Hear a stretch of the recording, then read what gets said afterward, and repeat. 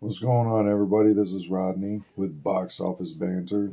You all know what day it is, Thursday, which means we do the top 5 Thursdays.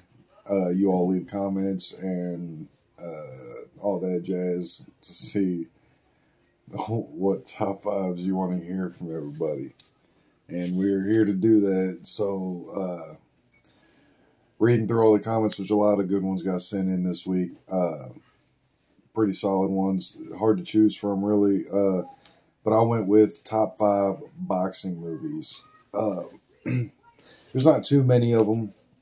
There's enough to probably qualify a top 10.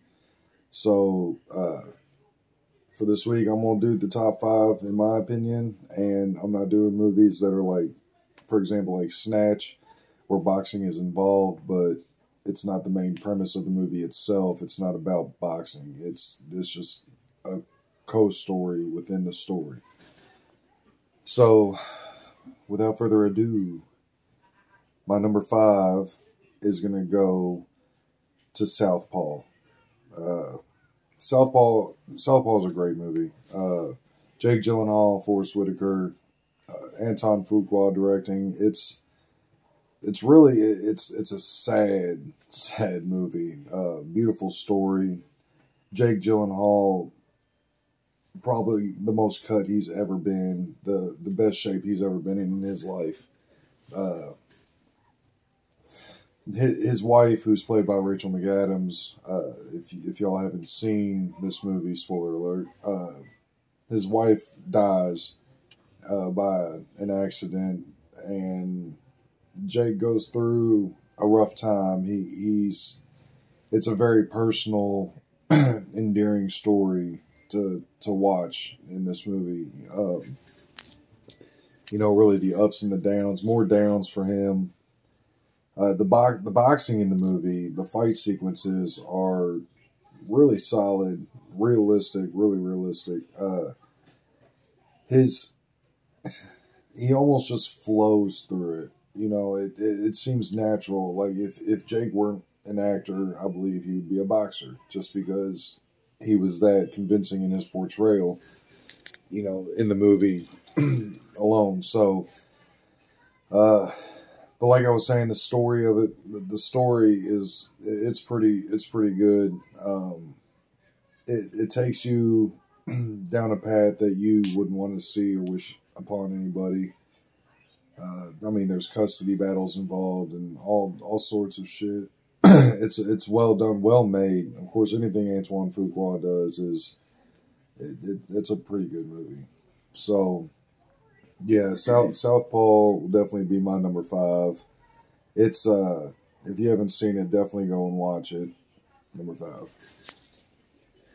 My number 4. This was pretty tough. Number 4 and 3. I could almost go back and forth on it. One week I might feel they could be switched, and another week it's like, nah, they got to stay exactly where they're at. But my number 4 is going to Creed. And I was not excited about this movie when I heard about it coming out. I was like, well, just why continue on a franchise that is pretty much ended, with Rocky Balboa.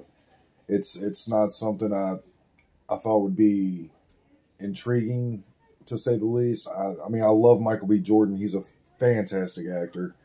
Fruitvale Station, if you haven't seen it, definitely watch it. It's, in my opinion, his best movie. His start with Chronicle's an excellent movie. But he's got some acting chops, Michael B. Jordan. And when this movie came out, I went and seen it out of respect for, Rocky. The continuation of the Apollo Creed, of the Creed bloodline, it didn't excite me until I watched the movie. And then I watched the movie and I came out eyes wide. I was very pleased with the outcome of this film. Michael B. Jordan, complete dedication. If you've seen special features and behind the scenes, you know that he's been knocked out a couple of times in the ring, while practicing what's about to happen with each hit. it's the story. The story's pretty good in it. I mean, it kind of goes where you would expect it to go in a way. Uh, with him not really wanting to take the mantle of his father's name, to by the end of the movie, he's like proud to be a Creed. It's really good. The boxing sequences, like every movie in this, I'm going to say the boxing sequences are incredible. They're awesome. It feels like you're there in the moment when it's happening.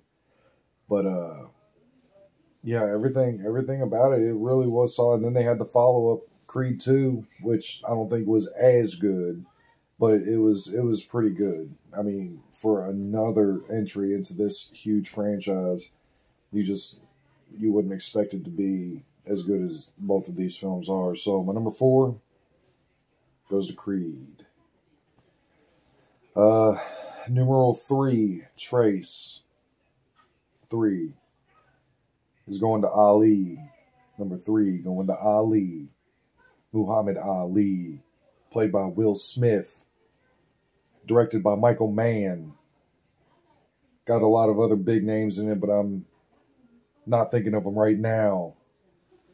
So, Ali, very good. If you can't sit through a 2.5 hour long movie, this is not the movie for you. It's slow, very slow, but very intriguing. What Michael Mann did with this movie, instead of dealing with just Ali's boxing career, which was phenomenal in its own, he really dove deep into the personal life of Muhammad Ali, all the way from when he changed his name from Cassius Clay to Muhammad Ali in the military. Everything dealing with him becoming Muslim, and then even adding another character like Malcolm X into this story, and they still made it a Muhammad Ali movie and not a Malcolm X movie, which I thought was pretty cool. But you get to see everything that you really need to see or know about when it comes to a movie about Muhammad Ali. Yet again, the fight sequences, beautiful. Beautiful. Loved it. I've already been through the story. The acting was on point. Will Smith as Muhammad Ali, there is no other actor, in my opinion, that can do what Will Smith did with that character. He looked like Ali. He talked like Ali. He had the attitude of Ali. I mean, everything. I felt like I was watching Ali, in the whole entire movie. And I was really, really impressed with this film. So definitely check it out if y'all have not seen it. Ali is a beautiful film. That's my number 3, Ali. Number 3, Ali. So then my number 2, Dos. That's 2 in Chinese. 2 would definitely go to Rocky, the original Rocky movie. So much heart in Rocky. I mean, it's so good. Especially for a movie that I'm pretty sure it's 1978 is when it came out. But it's such a well-made movie, and they didn't expect anything huge to come out of it. Oscar winner. But Sylvester Stallone, what he did in creating this character, Rocky Balboa, is something that you don't get to see often. I mean, his character builds with each movie, but this being the starter to the next groove of movies coming out, I mean, it's incredible.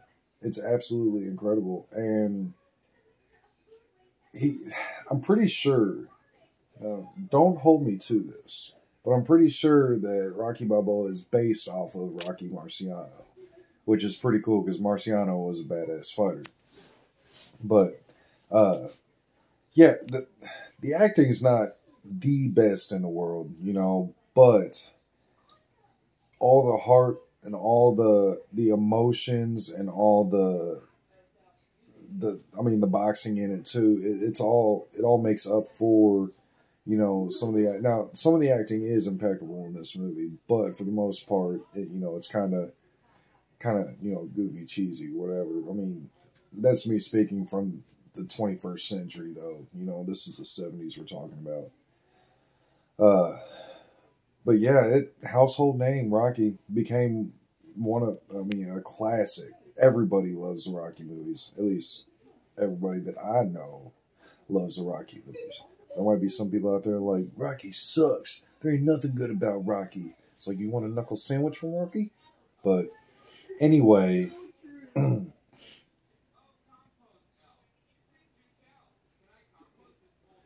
so that's my number 2, Rocky. Okay. Jandis! Jandis. Number 1. Number 1 on my list is going to go to Raging Bull. I love Raging Bull so much. Martin Scorsese, beautiful director as is, but this movie right here is about Jake LaMotta, who was a professional boxer, played by Robert De Niro. God, there's so much. All right, it's filmed in black and white, so if you can't watch black and white films, it's not the movie for you. It's a little bit different than most boxing movies in the sense that it is violent, it is bloody. The boxing matches are not, they're not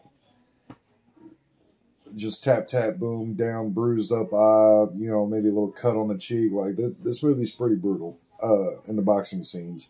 But also, outside of the ring, Jake LaMotta's life was no candy canes and wooden roofs. You know what I'm saying? Like, he was kind of an asshole, Jake LaMotta was. He beat his woman. He basically did whatever he wanted to do.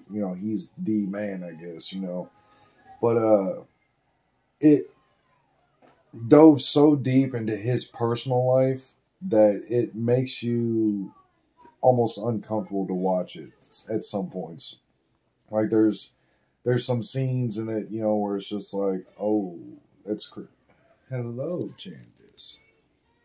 There's scenes in that movie where it is almost too hard to watch. Like, it's uncomfortable to watch just because it's like, there's no way somebody could be, this much of an ass, or this fucked up in the head, but yet they have such a good career, in boxing because he was a badass boxer.